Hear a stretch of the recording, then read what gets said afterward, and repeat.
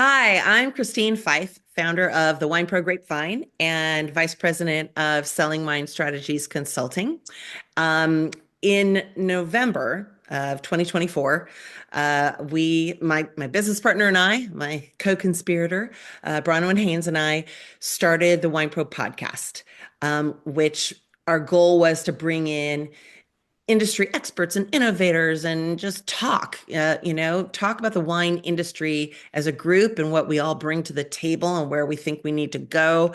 And so it's going great. We love it. Our guests love it. People seem to be listening to it, which is always helpful.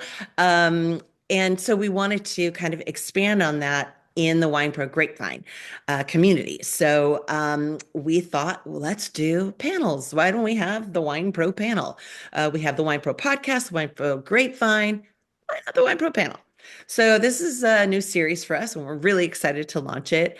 Um, we have a killer lineup for you guys so far. This is our inaugural one, and I'm really thrilled that it's for amazing women in the wine industry. And I'll let them introduce themselves so that I don't screw it up in just a second. But I wanted to also say that I have attended a lot of conferences, both in the wine industry and my previous life iteration in the business software industry. And I've been put to sleep by a lot of panels. So I am hoping that this one won't be like that. I want to invite my guests to, if you think my questions are stupid and, nobody would want to know the answer to that, let me know and feel free to bring up your own questions. In the, Zoom world, we kind of have to talk one at a time. So I am going to kind of direct questions, but let's just have fun. Um, with all that said, let us jump in. Our our our starting topic here is networking groups. Why? Why do we need them? What do they do for us? What have you done for me lately? I know you guys bring a lot to the table, but maybe other listeners are not members of different networking groups. So, with that said, I am going to start off in order of on the screen with KD Organ and have her introduce herself, what she does in real life, what networking group she is part of, what she does there, and then we'll move along. So thanks, Katie. Thank you so much, Christine. I'm really excited to be here. So I am Katie Organ. I have spent over 20 years in the wine industry in Washington State, primarily in production. So I've been involved in winemaking, been on several winemaking teams, including the red winemaking team for Chateau Saint Michelle for 10 years. Um, and I have most recently professionally moved into a supplier role. So I am the Pacific Northwest Territory Manager for Sagan Moreau Napa Cooperage, which sells barrels to wineries, distilleries, and really anybody that wants to buy one within the industry. I am also the president and a founding member of the Alliance of Women in Washington Wine. So we are an organization that founded ourselves in 2021, and our mission is to inspire, connect, and advance the women of the Washington wine industry. We have several different events that we've put on, and we have lots of plans for the future. I'm excited to share more with you. Awesome. Thank you so much for being here today. Um, our next panelist is someone I know personally. We're both in the Sonoma Napa area. Ashley from Wine Women. Ashley, please go ahead and introduce yourself, who you are, what you do, why you do it. Thank you. I am the president of Wine Women. Wine Women was founded in 2016. Our focus is primarily in Napa and Sonoma counties, but we do trickle down to Livermore and some other spots, but that's where we focus having all of our events. We have happy hours, we have speaking panels, we have more fun events, but we really want to provide a mixture of really easy entry events such as happy hours where people can go and meet people, and um, not intimidating at all. And then we have more of our educational enrichment events, workshops, speaking panels, et cetera, where people can get a little bit more from an event and leave feeling inspired and motivated and a better person. Um, my professional job is I work for H&A Barrel Management. Our office is here in downtown Sonoma, where we help wineries with the financing and management of their barrels, which is a super niche job. But yeah, I'm very excited to be here and speak to the rest of the board about everything that we're doing. Cool. Thank you so much. Um, I am very happy. Although I do see Susan, I'm going to talk you next. Your voice is turned off. Um, so when you go to talk, there we go. Susan Lin, who is our only panelist who is not a specific women's or networking group, but a new one, and it's really exciting. So, Susan, please go ahead and introduce yourself and your organization and what you do.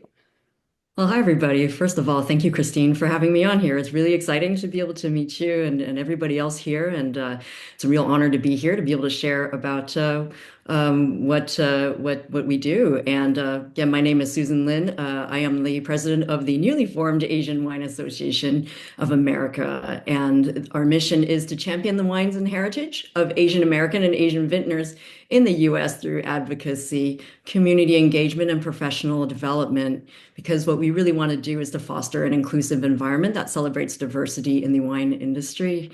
And we are totally brand new. We were launched weeks ago, officially, barely a month ago, after months of planning. And we are so excited to be establishing ourselves now. And in my regular job, I work with. Uh-oh, she froze on us. Talk about a Belmont Wine cliffhanger. Exchange, which is a small boutique Okay. area. Can And you I can you also have say a that consulting again? business, Can you say which, that again, Susan? Because you blanked out for a second. oh So in no, your I'm sorry. professional role, Yes, I work for a small online fine wine retailer called Belmont Wine Exchange in the San Francisco Bay Area. And I also have my own consulting work, which grew organically out of the dissertation that I wrote for my Master of Wine thesis, which it focuses on the influences of music on the sensory perception of wine. And I create experiences focused on wine and music. that's really cool because I have been wanting to tell our clients that they should consider doing a music wine tasting. Like Yes, this please wine encourage. pairs with this song. There's so much Amazing. interesting, fascinating neurocognitive science research based on this, and that's what I work with. So yeah. Awesome. Thank you, Susan, for joining us, and congratulations on the launch of the association. And our last panelist, certainly not least, is Amy Gross with Women for Wine Sense. And please go ahead and jump on in. Jump on it. Well, hello. Thank you so much, Christine, for pulling us together. I'm so glad to be among the women on this panel. And Susan, we have to talk because in my professional life, we'll start with that. I'm the CEO of Vine Sleuth and Wine for Me. I have been for the last 14 years. We use sensory evaluation to flavor map wines and build filtering systems for consumers that are looking for the right wines to purchase. So I've done a lot of work in sensory evaluation, and I don't know if you've spoken with Charles Spence about music and wine because he's got some great stuff. All right, cool beans. So yeah, back up. So I'm Amy Gross, like I said, the CEO of Vine Sleuth and Wine for Me. We help consumers to find the wines that they're going to love based on the flavor principles. But professionally, I mean, volunteer-wise, I am the national president of Women for Wine Sense. Women for Wine Sense was founded in 1990 in response to the anti-alcohol sentiment at the time, which unfortunately we are facing again today. So Women for Wine Sense, now we have about 700 members coast to coast. We have 11 local chapters as well as a national membership. So we have chapters in Napa, Sonoma. We have chapters in Washington. So I'm talking to some of you. I'm looking right at you, Katie. We have chapters in Florida. We have chapters in New York. We have chapters in Texas, and then all the way throughout. The one really interesting thing about our organization is that we are a great blend of both aficionados and professionals. So it's a fantastic way for our professionals to learn from the aficionados what they're interested in, as well as to give our aficionados kind of a backstage pass to wineries in that regard. I joined Women for Wine since in 2014 because I was looking for a networking organization of professional women in wine. And that's exactly what I found. So we're committed to professional growth, fostering the knowledge and appreciation of wine through networking events, both nationally as well as locally. So we've got a really fantastic winemaker and viticulture panel in the Napa Sonoma area that's been around for, gosh, decades, that's really helped to pull that group together so the women can talk about the challenges that they're facing. We have a general manager roundtable, we have a finance roundtable, HR roundtables. So we really help wine professionals talk about what their issues are, regardless of where their region is, because we find that sometimes, we're all facing the same things. I want to get ahead of the Women for Wine Sense thing and say we were founded by women, but we are open to all. We do have men that are members and men that are officers in local chapters across the country. Well, I've attended a couple of Women for Wine Sense events, but I've also been a member and attended Wine Women events as well, and I have seen some men there. So we let the guys come out too. We love that. We love Yeah. that. I think it's important. I think to help women have a network in advance, and it's great to bring in our allies too. So we welcome all of them as long as they're going to be out. And I think that, and correct me if I'm wrong, any of you, I know we can't really talk over each other, but wave and I'll stop talking and let you talk. I think a lot of people, I've heard people say, well, it's, why do you need a separate group for just you? And, why should you have a separate group for just a specific audience where you exclude others? Our most recent podcast guest this week was Brene Royal, who is a viticulturist in this area, famed for 10 plus years with Gallo at their Monte Rosso vineyard. And she is also an amazing woman, first of all, but a Black woman in the wine industry. And she advocates for diversity in the wine industry. And I don't think any of us are trying to exclude the other groups. We're just trying to support each other. So as Asian American, as an Asian American association, Susan, was your goal to exclude anybody? I'm probably guessing no, but Absolutely not. But I'm glad you bring this up because, that always begs the question. There's always going to be somebody who asks, well, if you're creating this group, are you not excluding others? And that was a big question, even in the beginning, like, what is Asian? I mean, that is a huge category if we think about it, right? Hugely diverse, even in this world of huge diversity. It's like, the more you drill down, you get even more diverse. And so, we just really didn't want to go there. It's all about supporting each other. Yeah, it's about bringing people together and thinking like, oh, groups that perhaps are from different heritages who maybe didn't think about themselves as being part of a possible, community with others. Let's see if they're interested in getting together, right? And so, it's really been fascinating for me personally in speaking with so many people in the community, from winemakers to professionals in the industry to people who just really love wine, who are not in the industry, as to whether they think this is an organization that is necessary, should it even exist, right? I have learned so much, and all I have to say is that, in any time, we are human beings and we like to find our communities and to find belonging and to share with each other. And I think that even now more than ever, this is super important. And I'm super happy that we are launching right now, even in the face of challenges. But we feel very, very hopeful that in even existing and in making the attempts to reach out to many different people, that we can create something that is greater than the sum of its parts. Awesome. Amy, you're waving. Yeah. Yeah. I mean, I think that as women, I mean, absolutely, we are inclusive and we want everybody to be a part of our organization. But as women in the wine world, we are facing different challenges that men are facing.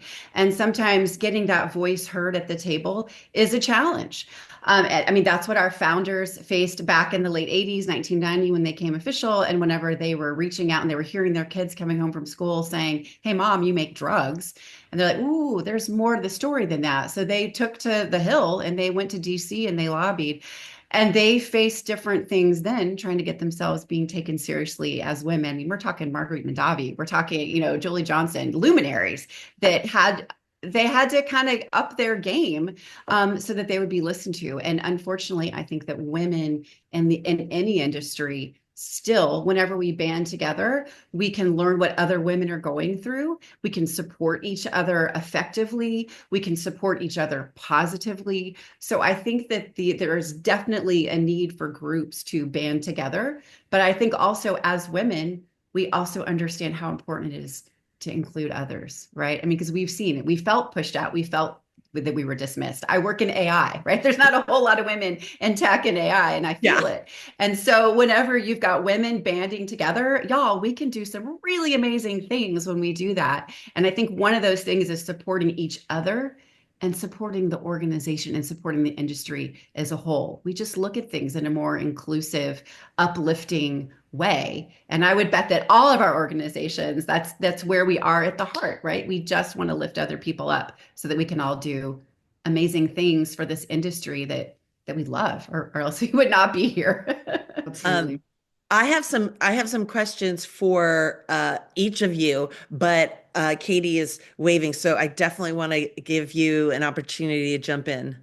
I just wanted to piggyback a little bit on what Amy was saying. I mean, I really do think that, one of the differences is that women, if we don't tell our stories, who's going to tell them for us? And I suppose that's probably true for most groups, but if we step aside and wait for somebody to say, "Oh, come over here and tell us what you think," or tell us what your experience has been, I don't think that that's going to happen unless we step into that stage ourselves. And so, one of the things that the Alliance of Women in Washington Wine has done is we've put on a couple of events honoring the women that are the founding women of our modern Washington wine industry. So we've had a panel and a luncheon. The first one we had was in 2023, and it was called First Ladies of Washington Wine. And then we just wrapped up our second one, which we changed the name because, you can only have the First Ladies once, right? So we called it Great Women of Washington Wine, and also to allow for, as time goes on and enough of these, founding members have been honored, then maybe we can start bringing in women from the present day. But it's been really remarkable to listen to their stories, but also how humble they are and how they maybe don't see like, oh, that what their contribution was and is so important. And so I think it's great when we all are together because we can support each other's and validate each other's stories and learn from each other. So I don't want, since everyone's had a chance, Ashley, anything else you want to add to all of that? I mean, what everybody's saying is wonderful, and I'm actually just enjoying listening and learning to see what everybody's doing out there because I'm absorbing as much as I can. But I think what's important to know is our mission may be to champion the advancement of women in the wine industry, professional women. But going back to the term ally, anyone can be an ally and be part of that. So that may be our mission and that may be our goal and what we're focused on doing. But women shouldn't be the only people championing other women. Everybody should be championing women. And so to bar out other people and, no men allowed and what are you doing here? That's not a good vibe. We want everybody to come and celebrate and uplift what our mission is. And so I think it's important to come off, especially during events. I'm very sensitive to if we talk about women and how amazing they are to also not turn it into like a man-hating session, because I think people will leave with a bad taste in their mouth, if, we're just, not being kind to other people when we're talking about how great women are. So, I think that's important to be as inclusive as possible, when we're having events, when we have members, and to have everybody feel welcome when they're attending any one of our events. Awesome. Okay, so let's dive into a few things here. And I think I'd like to start with the giant elephant in the room. Um, for me, the giant elephant right now is the jackhammer down the street. I don't know if you guys can hear it, but there's been a lot of construction around, so I'm sorry if somebody can hear it. But the elephant in the room, volatility in the wine industry, downturn in sales, changing preferences, groups that are trying to convince people that drinking wine is bad, or that you're bad if you drink wine, the economy. So maybe let's start with Amy, since you have the largest audience in terms of the US. Your members kind of go across all the country. Um, how does your organization help your members navigate this craziness? Yeah, Christine, you're right. I mean, as you were sitting there listing off the challenges that we're facing in the industry, I was like, that you could just keep on going. Like, there's so many things that are facing the wine industry today. But I think what's really interesting about the wine industry is we're made up of small and medium-sized businesses. Sure, there's a lot of big businesses out there too, but we're made up of trailblazers, right? I mean, like nobody launches a winery and gets into that agricultural crazy unless they're willing to fight a few thousand battles, right? And do it valiantly. So Women for Wine Sense, with our network of members across the country, we've really tried to kind of bring them together so they can talk about those things and they can learn from each other. And then we also try to bring in really great speakers, both at, like I said, the chapter level, but the national level. Last year, we helped Felicity Carter to break the story about Mavendi International being behind so much of the anti-alcohol sentiment. So I think it was 2 weeks after her story hit the magazine, she was speaking to our members coast to coast with a great national virtual roundtable, telling us what she had found and allowing our members to kind of ask questions and dig in. And it was great to see that our members were not afraid to ask the hard-hitting questions. And then we followed that up. I think it was the next month we had the author of The Very Good News About Wine talking about all of these great studies that kind of pointed to the contradictions that had been reported. And then, Laura Catena came on, just after that to talk to our members about what she found. Laura Catena is a medical doctor who is also a fifth generation vintner in Argentina. So she also has this great perspective that she can bring both sides to the table and have that conversation. So we try to figure out what's going on out there and bring in speakers and get those conversations going. This week we had Warner Bowen of Confidence Uncorked. If you have not seen her TikTok or her Instagram channel, highly recommend. Last year she asked her viewers, if you're not drinking wine, whether it's for an hour, for a day, for a month, or for your life, why? And she had over 25,000 responses. Now there have been more than 38. So she took that data, pulled together a report and shared it. And it was fantastic to have a session with our members that they could talk to her and say, okay, tell us what you found, why you found. So what we try to do is ask our members, what are you concerned about? And then bring them together so they can have conversations and then give them like solutions instead of just, oh, we're all scared and we're scared. I mean, I think we all left with pages of notes from Warner saying, this is how you could actually do your social media. This is how you can actually reach out to people. This is what Gen Z shoppers want. So we try to explore the issues and then really help our members talk about action items that they can do individually or we can do as a group. We're working on a resource for our members that they can share with their winery tasting room staffs on things that their teams can say when they're asked questions about these health issues, because wineries cannot legally talk back. I mean, they are bound. So for them to not say anything looks like they're admitting guilt. So what we're working on is a resource that we can share with them so they have something to say that's legally sound, protects them, and also shows that wine is a fantastic choice, right? Make your own call, but here's why it's a good choice. So that's really what it's about for us. Awesome. Kind of further to that, let's see, I'm going to go to Ashley. Um, what are you hearing from your members about what they're concerned about? What are their biggest concerns about what's happening in the industry? And, it might be too obvious of a question, but maybe not. What are they saying to you? So I'm really in the mix with Napa and Sonoma specifically. And it's nothing that we're not aware of.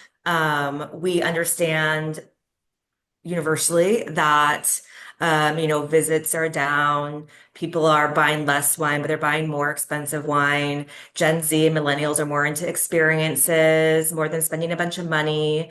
Gen Z are, and I'm 42 and a Gen Z, so I mean, I'm a millennial and a at 42. Gen Z is the younger ones, but people aren't don't have as much space to like store wine, so anyways, wine sales are down. But in general, I honestly, being in the mix in Napa and Sonoma, is everybody's banding together and sharing their resources. Everybody's getting together and talking. We have forums as well, and GM forums. We have a new DTC forum, and it's just everybody's sharing their best practices. But I feel, and I don't know if anybody can agree with this, that this is a trend. It's not going to last forever. And it's just a matter of Napa and Sonoma just shifting the way they do things a little bit, whether it's through marketing, sales, like changing their tasting room experiences, how they approach customers, knowing their customers better. I think we all know too that Napa and probably other areas as well, just the way they market and the way they do business is a little antiquated.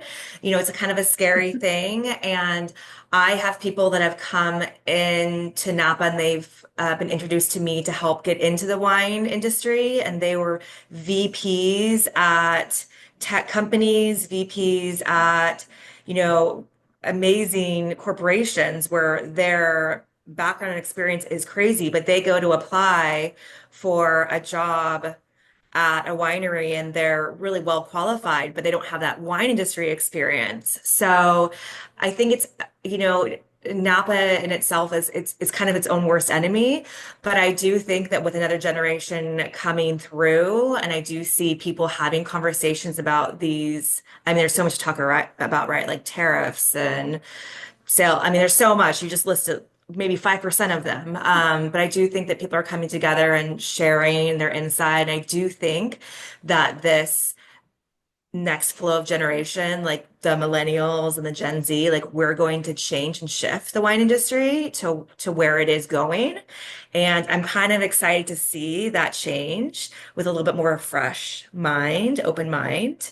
So I think that's what I'm most excited about. And I do see things changing. Like I have a friend who's working on an AI solution to integrate with, say, Commerce 7 or Wine Direct, and it will give AI answers to like how to do sales. So there's a change, there's a shift going. So I think that's what I see, people talking about it, sharing their best insights, and I can't wait to see what happens. Awesome. Yeah, I work with clients all the time who they want to do the same thing that they've been doing for years and years, and a lot of marketing stuff about the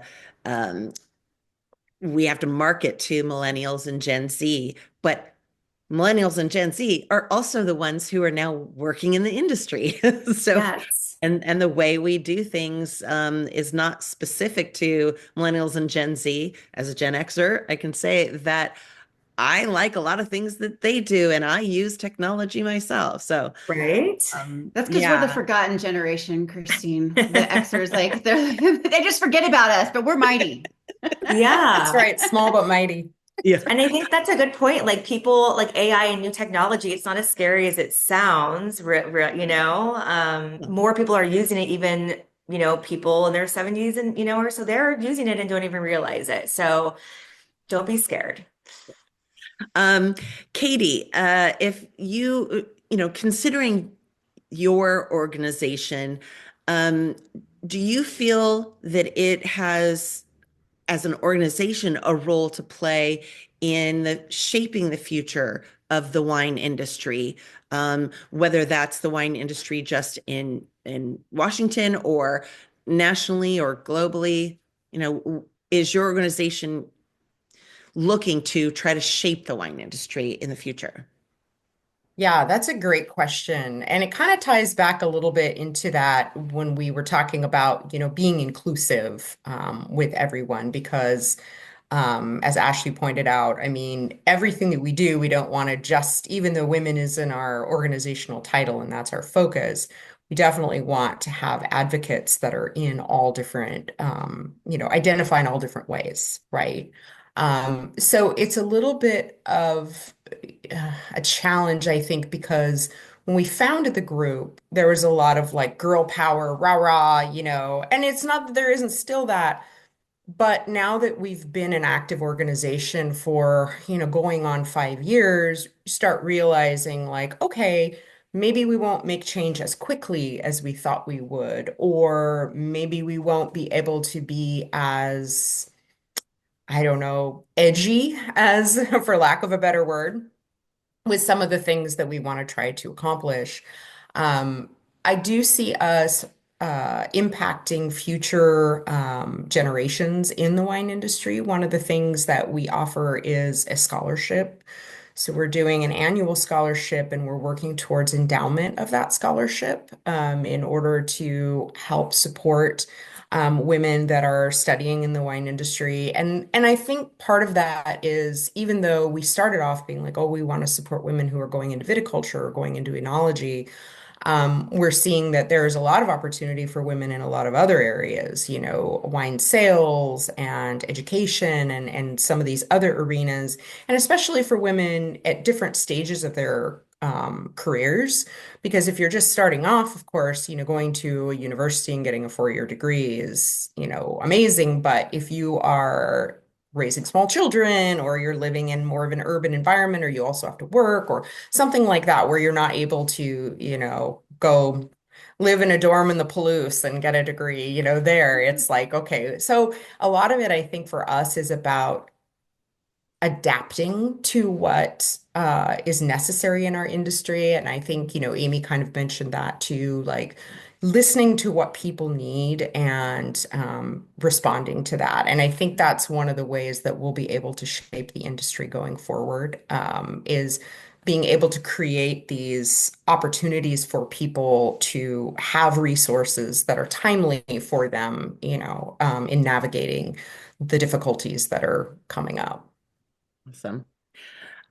Susan, I know that yours is a fairly new organization, so you may not have everything in place yet in terms of the programs, but maybe you could speak to what you do have and what your plans are in terms of how is your organization um, working with your members to support them in the industry, to support them as individuals, to encourage them for career growth? Like, what are your, as a networking organization, I know you guys also do other things, but your members, what is it that you're hoping your members will get out of all this? Yeah, you're right. We're really brand new, but at the same time, we've been laying the foundation for this based on all the conversations that we've had and trying to understand, what people would want out of an organization like this, and should it exist. And we heard really loud and clear from a great swath of different folks across the industry. And so, there's tremendous diversity, not just within the people's just different heritages, but also there are some really, really small wineries, like small family wineries, just a few hundred cases. And then there's up to conglomerates that are Asian owned, right? So it's really, really interesting that there's a huge swath of different needs. And so for a lot of these smaller wineries, and some of them I didn't even know about them before. So it's really important that, that they have opportunities to get out in front of people and for their wines and their legacy and their heritage to be known by more people. And so that is one of our biggest goals, is to uplift and to really bring these voices into the story. As you've all mentioned, people are looking for stories, they're looking for authenticity. And my goodness, I mean, these people have this in spades. I mean, it's incredible how many Japanese American winemakers have been, farming and actually making wine even since before the horrible internment situation in this country's history, and they're still making wine. It's fantastic. I mean, I love the idea of having the founding vintners. You gave me a great idea there, Katie, so I love that. First ladies. We should probably do something like that. But we really hope that having more voices within the industry is going to help more people to be able to understand how wine can fit into their lives too, because it's like, oh, it's more people than we thought. It's more voices. I mean, it's even as an Asian American, there were so many wineries and Asian vintners that I didn't even know about, and so it really underscores to me just how important this is. And what we want to be able to provide to our members is wonderful opportunities for them to get out there and to get their wines and their stories in front of people in ways that are meaningful. So not just your wonderful, collective trade tasting, which is great too, be able to have the mix of the big wineries and the small wineries and everybody in between, because everybody's got the same heart, wanting to get their wines out there. But we really want to focus on actually bringing these Asian American wines to cuisine, because what is more important than wine for bringing people together, and in the food culture? And the food culture is so important, not just to Asians, but to everybody, right? And so we want to help bring people together through wine and through food in many different ways. And so one of the things we want to do is not just bring the wines to anybody who's interested in learning about these wines, but also specifically to Asian restaurants too, to be able to help them understand how they can incorporate wines into their offerings. And so we're currently doing a few case studies on restaurants, the few restaurants that have really built out wine lists that are Asian, and to understand, where they were coming from, and see if we can gather some data as we go along, and to be able to inform others on how they can also bring wines onto their offerings with success. And I think a great area of opportunity is the fact that, according to the Wine Market Council, around 5% of US wine drinkers are Asian. And that's probably about 4.25 million consumers. And that's a lot of people. And there's Oh, shoot. She froze again. estimated to be over 200 Asian affiliated wine. Am I back? Yep, you're back. Am I back? Okay. So according to the Wine Market Council, there's around 5% of US wine drinkers are Asian, which makes almost 4.25 million consumers, which is really significant. And there are over 200 Asian affiliated wineries in the US. And so if you think about this, if bringing wine to Asian culture, and if Asians embrace wine as much as the average American does, it could lead to many, many more new wine drinkers in the US, and also a lot more wine lists in Asian restaurants, and so many possibilities there. And I think a lot of people are really excited about how they can do this, because a lot of the questions people had for me as well in general is, how do I get my wines to be seen as food friendly and not something that is, too specific ethnically or something? And then there's other folks who are just creating the best wines that they can for any region, just like the best Pinot Noir in Russian River Valley that they can, but they happen to be Asian American. They bring a certain sensibility to that. They're like, how can I differentiate myself amongst all the other wonderful Pinot Noirs that there are, and tell my story, right? And so that's what we want to do, to be able to create unique and fun and engaging targeted events for people, consumers, trade, like anybody who's interested, and to collaborate a lot with the community in terms of restaurants, and to have sort of a cross-fertilization of ideas, and to engage with the community, so that we can do this. And again, to everybody's point about inclusiveness, we all need allies, and our Asian Wine Association of America absolutely is open to anybody, regardless of ethnicity, whether you're in the industry or not. If you believe in our cause and support our initiatives, we would absolutely welcome you with open arms. Awesome. Um, so, with kind of going off of what you just said, Susan, are any of your organizations actually collaborating with other either industry organizations or people to further what you're doing to bring new things to your members? Are you having collaborative ideas with other groups? Oh, Women for Wineskins, absolutely. But I mean, it's also easy with us with 11 chapters across the country. Many of our chapters work with local charities to raise money for them, whether that be wine related or not. So some do health related things. We've worked with Come Over October from the inception, before they even knew the name of it. We were there working with them because especially what they're doing is so much at the heart of why we were founded, right? So we worked with them and Wine America right from the very beginning to even figure out who should be involved as they grew that organization. But then we also, like, I love that we've done some things with Batonage in the Napa Sonoma area. We really try to find other organizations, and I'm just gonna just throw a little thing out there that I've actually, as we've been sitting here, I'm like, ooh, this is how we can work with Susan. Katie, you were like the first one on the list, and Ashley, it's been too long for Women in Wine Sense and Wine Women to not work together. So I think we should do something to really like bridge together to show like warmth, and opportunity, especially in Napa and Sonoma. I 100% am for that. I'm in. I feel like to me, I feel like so many organizations they have different areas of expertise. And the more that we can draw on them to bring that in, and everybody's in their own lane in some way, but we're all driving on the same highway, right? So if we can look over and see how we can do that. So we do. Each of our chapters has local partnerships, and then nationally, like I said, we really try to reach out and see what we can do with people. I hope that we all do that. I mean, I would think that that's again, that goes back to what women have all been about forever, right? Like, I think women Right. are about collaboration, and wine women, come on, let's do it. I'm for it. Let's do it. Katie. Yeah, again, to piggyback off Amy, I love all of that idea, and I'm, yes, very excited. I'm like, ooh, what can we do with, Women for Wine Sense? Oh, Katie, we're talking. You have no idea how much we're about to talk in the next 3 days. Yes, I love it.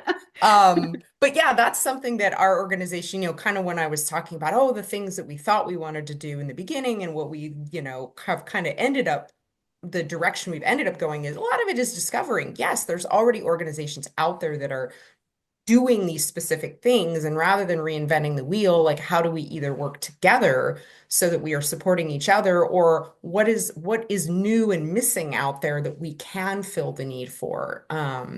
So that's been a really interesting journey. One organization that and I don't even know if you'd call them an organization yet, but we've worked with a small group of women in Walla Walla winemakers that did a tasting, piggybacking on Hospice de Rhone. So last year, Hospice de Rhone was in Walla Walla. And so there were several women in the area that put together an event, and we worked with them because we were able to get the permitting for the special event because of our 501c3 status. So we got the permit for them to be able to come together all at one winery and have multiple wines brought in and poured under Huge. our umbrella. And all of the proceeds went to our organization, all the ticket proceeds. So that was amazing. And then they did it again this year during Women's Wine Month last month, and they called it Femme du Vin. So they didn't want to limit it just to like Rhone varieties, but it was the same kind of idea. And so very cool in a way that we can help out a regional organization because of our particular abilities to get, different permits and things. But then we also, of course, get a benefit from the ticket price. So it worked out really nicely. Awesome. So I think we have time for one more question. And I'm going to go back to Ashley because you said something about a friend of yours doing AI. Are you hearing anything from your members that is creative, innovative, technology driven or not, that maybe people from all of your organizations could learn from? I mean, you mentioned AI, but Yeah. Well, I can talk about that one a little bit. It's so kind of going back to like working with other organizations is I sat down with a couple other smaller organizations. We all shared best practices. And since then, I've been really in touch with Galen from the Napa Valley Hospitality Forum. And so we'll always ping each other for like, do you have somebody for a panel? I'm doing an AI panel. And I'm like, this is my contact. And so we'll always be sharing our network to kind of feed into each other's success, which I love doing. And he is putting together an AI panel and reached out to me to see if I knew someone. And they're not a Wine Woman member. But I reached out to my contact and he's like, oh, I'm already on the panel. And I was like, oh, well, we're this, so it ended up being great. But it's a really interesting idea.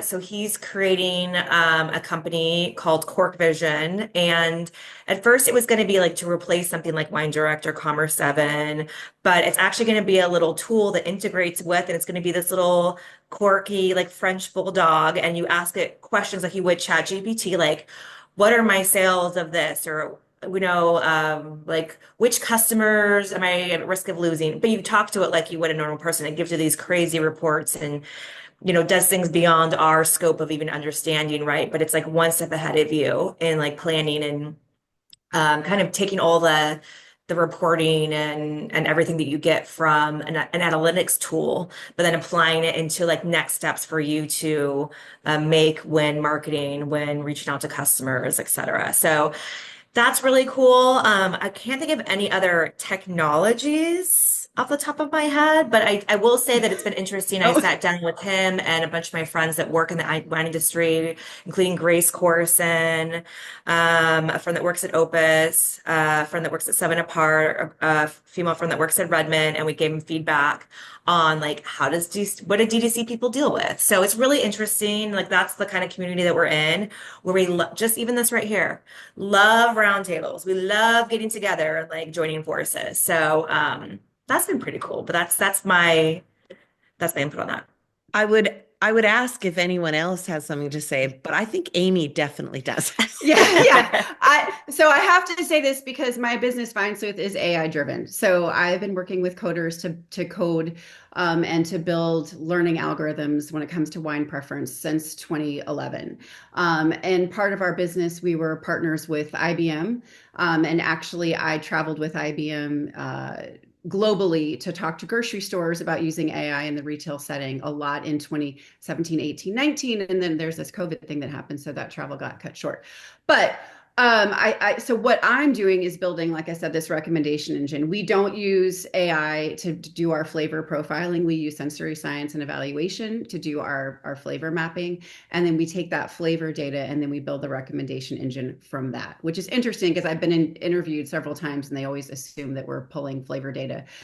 The thing about AI, and I think this goes with the tool that I'm building, and I think any other tool that's being built, is it's only as good as the data that goes in and powers it.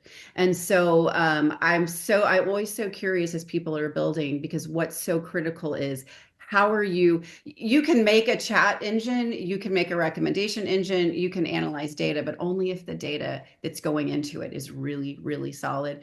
Christine, I feel like this could be a whole nother panel that I'd love to pull people, but to me, it goes right back to that garbage in, garbage out principle that, I learned in the 80s when I was in computer club, right? The same thing. You've got to have solid data going in. And I think that when you have that, you can get really great results and you can do amazing things. I like to say that what I'm doing is amazing because it's changing the way people are buying wine. It's helping people say, I would like a wine that is a little bit sweet and fruit forward and has a little bit of spice. And then they see on the list in front of them what matches. And so to me, those are the exciting things. And I think we're seeing AI in the vineyard, but for other tools, and it's, again, only as good as the data that goes in. So I think that AI will be really successful whenever people recognize that it does take the human brain power to start it. And then the AI can expand on it and do some really, really fantastic things at scale. And then the humans take over from there, right? Like I can suggest, my technology can suggest the right wine for you, but then it's up to the somm to then let's hone it in. Let's hear the story. Tell me about that family, that launched that vineyard. Tell me about the story behind it, because that goes into what you want to drink too. So To me, I think there's a lot of really cool AI stuff, but I would be very wary and make sure you know where the data is coming from that's powering it. I don't know if any of you guys have used ChatGPT or any of those platforms. It's the question, it's how you ask the question and what data that you give it to get the results back. Because if you just say, if you ask it a broad question, they're pulling from the data that's on the internet, and the data on the internet is often very stilted, or sometimes highly technical and not really helpful. So. But yeah, I would love. I was listed as one of the top 3 women in AI in Texas, so I I would be happy to talk, be on any AI panel out there, especially when it comes to wine. There are I so will many remember conversations I that. want to have with all of you. I just want to say that. And having worked at Google previously in my other life, I absolutely understand what you mean by garbage in, garbage out, and the way that data drives things, and to be always please everybody, like think about where the data has come from. Yes, yes. Oh my goodness gracious. Yeah. And I mean, honestly, I can see that for your organization, Susan, because there are so many Asian American vendors that have been overlooked, right? So if you even try to do a search on that, it's not going to be complete. But a tool that specifically pulls in the data of like your membership and what your members are doing could be fantastic, right? To help them find who they want to partner with. That's part of our Great way to goal. I use didn't it. mention this earlier, but is to actually build build a database of data as we hold our events, and as we will try to put in little challenges and fun little treasure map things for attendees to be able to complete, to try to gather data as we go along, Love and it. work Love with it. other with other vendors, of course, because there is an amazing dearth of information about Asian consumers, especially for wine drinkers. So we hope to have a part in building that. Yeah. At Women for Wine Sense, they're actually going to start using my technology on their website. So all of our pro members that are affiliated with the winery, we're flavor mapping their wines and putting it on the Women for Wine Sense website. So if anyone wants to search Women for Wine Sense member wineries and then by flavor, they're doing that. So it's another, small thing. But I think that more that you can use it in ways that can really touch consumers, and in a way that they can see how it's happening. I think that's something that Gen Zs and millennials are bringing that is fantastic. They don't just want a recommendation. They want to know why. They want to be a part of it. They want to understand what's going on rather than just taking it. And I think that's a really good shift in the industry that they brought for sure. Well, I want to thank all of you. I mean, I think, we definitely went off of the topic of just networking groups in the wine industry, but at the same time, I think what all of your organizations bring together is giving you a whole group of people that you can reach out to when you have specific needs, when you have questions, when you're looking for an idea, when somebody needs a referral to something, which is, a great benefit of any networking organization. Um, I we definitely I have like 30 other panel topics in my head all of a sudden, and I'm going to be reaching out to each of you to find panelists for them, and hope to invite all of you back to a later one. But I really appreciate you guys being here. It's been really fun, and I please go ahead and keep doing what you're doing. Thank you so much. Oh my gosh, thanks for Great. bringing Thanks, us all together. Kristen. This has Thank been you. Thank you. It's fantastic. such an Yeah, honor this and is pleasure to wonderful. be Thank here. you. I'm learning so much from all of you, and I can't wait to just know more about you and learn more about your organizations, and to share and learn with you. Awesome. Same here. Thank So. you all for being here. And this has been the inaugural Wine Pro panel series. So thanks again.